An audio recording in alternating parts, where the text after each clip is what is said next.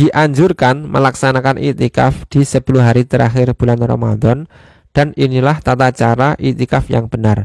Disebutkan di dalam kitab Fathul Qoribnya, Bismillahirrahmanirrahim, wal iktikafu sunnatun mustahabbatun fi kulli waqtin. Iktikaf itu disunnahkan, dianjurkan di setiap waktu. Sunnah dilaksanakan setiap waktu, baik siang atau malam, baik di bulan Ramadan atau di selain bulan Ramadan. Semuanya sunnah. Wahwa fil ashril awakhiri min Ramadana afdalu minhu fi ghairihi. Sedangkan melaksanakan iktikaf di 10 hari terakhir bulan Ramadan itu lebih utama daripada yang lainnya. Daripada di bulan-bulan yang lain, melaksanakan di 10 hari bulan Ramadan itu lebih utama. Li'ajri talabi Lailatul Qadri, karena berharap bertemunya dengan Lailatul Qadar. Selain itu, Rasulullah pun ketika memasuki 10 hari terakhir bulan Ramadan, beliau giat beriktikaf. Beliau syadal mizar, mengencangkan sarungnya, dan beliau aiqadha ahlahu, menggugah atau membangunkan keluarganya untuk ibadah malam. Wahya inda Syafi'i radhiyallahu anhu munhasiratun fil ashril akhiri min Ramadana. Lailatul Qadar tadi menurut Imam Syafi'i hanya tertentu di 10 hari terakhir bulan Ramadan.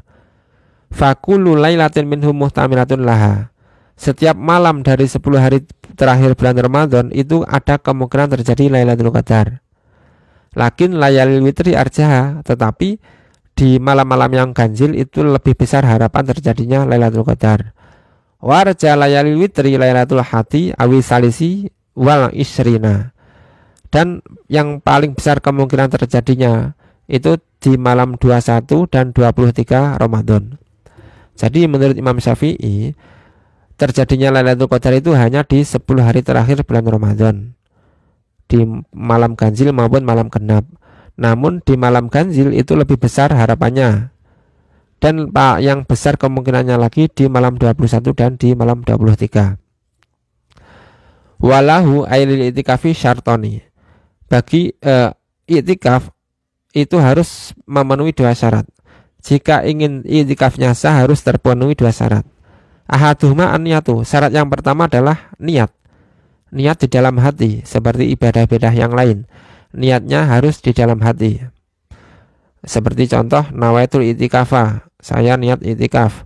Nawaitul itikafa lillahi ta'ala, saya niat itikaf karena Allah Ta'ala.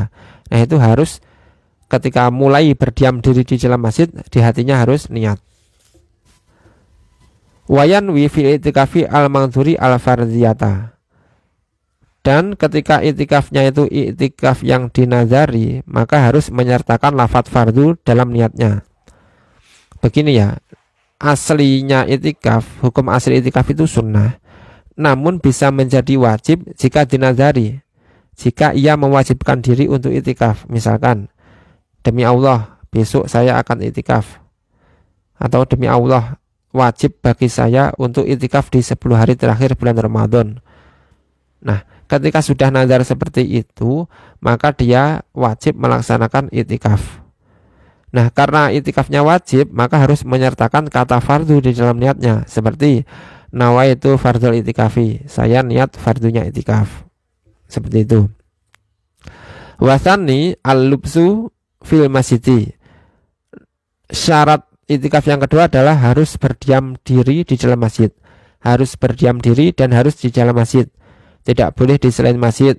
Tidak sah jika di musola, di madrasah, di pondok, di manapun tempatnya nggak sah. Harus di dalam masjid. Wala yakfi fil lapsi qadru tumakninati bal ziyadatu alaihi bihaisu yusamma dzalikal lubsu ukufan. Dan tidak cukup, tidak sah durasi itikaf itu hanya selama durasinya tumakninah dalam sholat. Tumakninah dalam sholat itu kan selama membaca subhanallah, subhanallah sekitar 1 detik atau 2 detik. Nah, itikaf jika hanya selama itu belum sah. Tapi harus lebih dari itu, harus lebih lama dari itu, dengan sekira dinamakan sebagai yang ukuf, sebagai orang yang berdiam diri. Harus lebih lama dari itu. Wasyartu mutakifi, kemudian syaratnya orang yang beriktikaf apa saja? Syaratnya orang yang beriktikaf islamun wa aklun wa naqa an haidin wa nifasin wa janabatin. Dia orangnya harus Islam, harus berakal sehat, harus suci dari haid atau nifas, harus suci dari janabah, dari hadas besar. Fala yasihu itikafu kafirin wa masnunin wa haidin wa nufasa wa junubin.